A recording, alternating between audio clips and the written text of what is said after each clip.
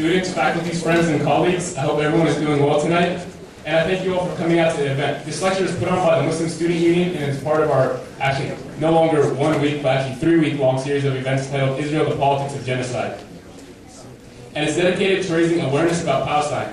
As well, we have another event tomorrow, actually 2 events. We have one at 12 o'clock in the flagpoles, and also Thursday right back here, same time, with Amir Abdul Malik. And also next week, next Thursday, we have a special guest coming all the way from the UK, George Galloway, who's been running a Viva Palestina, sending aid to Gaza, straight to Gaza, getting convoys, trucks, so something everyone should definitely come try to check out. Also, we ask, please do not obstruct people's view with cameras or any type of posters or anything that may be in the audience. If you are going to record, there's a spot all the way at the top left corner where there's actually a man right now with a video camera. That is the spot for any recording device, audio or video is to be recorded up there. And before we begin today, we'll have a brief recitation of the Holy Quran by Brother Yusuf.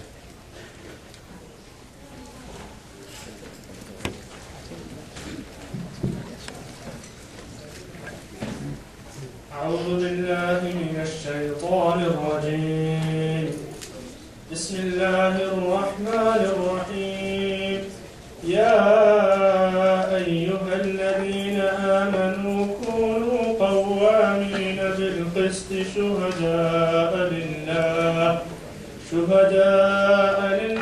ولو على أنفسكم أو الوالدين والأقربين إن يكن غنيا أو فقيرا فالله أولى بهما فلا تتبعوا الهوى أن تعدلوا وإن تلووا أو تعرضوا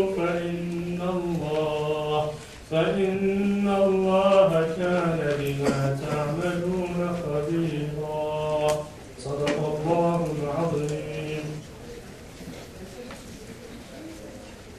In the name of Allah, most gracious, most merciful.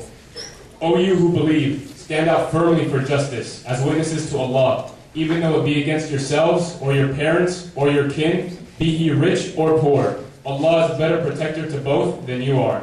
So follow not the lusts of your heart, lest you may avoid justice. And if you distort your witness, or refuse to give it, verily Allah is ever well acquainted with what you do.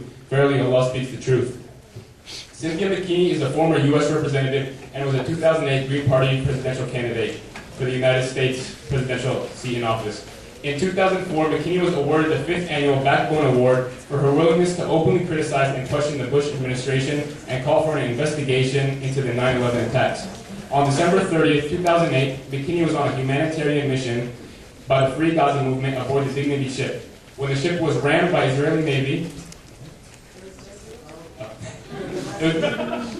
by the Dignity boat, when the boat was rammed by the Israeli Navy, barred from reaching Gaza and forced dock in Lebanon, the boat, sailing in international waters, carried physicians, medical supplies, and activists. Tonight she shares her story with us, so without further ado, is Cynthia Mckinley.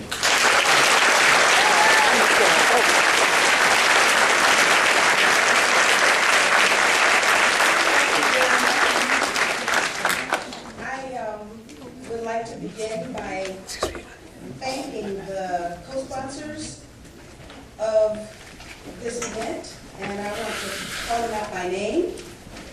The organizations, the African Student Union,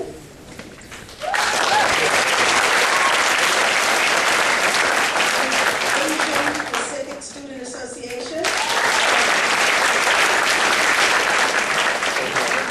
the Hip Hop Congress, Hindu Student Council, Pakistani Student Association,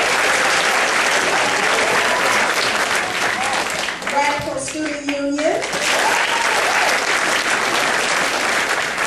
Society of Arab Students, Vietnamese American Coalition,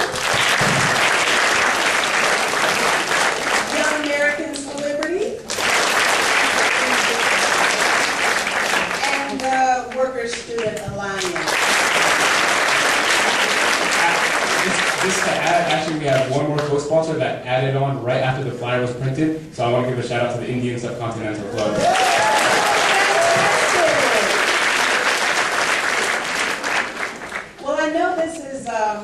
been a series of quite controversial events, and there was a little bit of controversy today.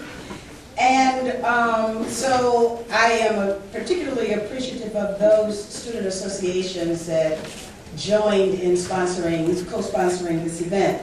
I would also like to thank the faculty members who have been supportive, as well as the administration. And among those faculty members is Professor Tate, who is here, the author of Black Faces in the Mirror, and Assistant Vice Chancellor Parham. Thank you for being here. Okay, I'm going to tell you about a harrowing trip that I took. And I hope that you all will reflect upon what happened in my situation, and that you will make similar decisions in your life to be engaged in the politics of your environment. Wherever that engagement takes you is fine.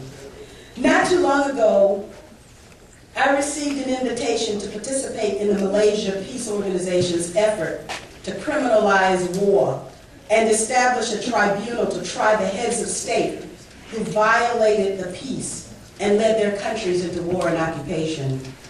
When I was in Kuala Lumpur, I had the opportunity to meet one of my heroes, Tun Dr. Mahathir, who stood up against the very same individuals who are today wreaking havoc on the U.S. economy in a feeding frenzy on its imperial carcass. As a result, Malaysia became an outpost of resistance in Asia. Dr. Mahathir's bold action was the first time I came to know about Malaysia, and that was by way of news reports. And when I had the opportunity to travel there for the purpose of fashioning a world without war, I dubbed Kuala Lumpur the world capital of peace. And I always never hesitate to say thank you to Malaysia for showing the world, along with Cuba, Venezuela, Bolivia, Ecuador, Paraguay, and others, that national dignity is possible. For dignity depends on peace, and peace depends on justice, and justice depends on truth. So our charge today is to help the world attain dignity. At that Kuala Lumpur Peace Conference, I met victims of war crimes, torture, and crimes against humanity, all made possible because of U.S. policy and courtesy of U.S. taxpayers. It was an emotional conference for me because I came face to face with the scars borne by victims of war. The next year, I spent International Human Rights Day in Havana, Cuba, with family members of victims of U.S. aggression against that fiercely independent island country. And while I was there, over and over and over again, I heard the word dignity, and how there is dignity in resistance. I can't help but remember that it was Dr. Martin Luther King Jr. who over 40 years ago said the United States was the world's greatest purveyor of violence on the planet. Sadly, violence sponsored by the U.S. either directly or indirectly has only intensified. And I must not omit the roles that London and Europe have played in promoting this worldwide violence. But now the world is rising up against the lies that we've been told.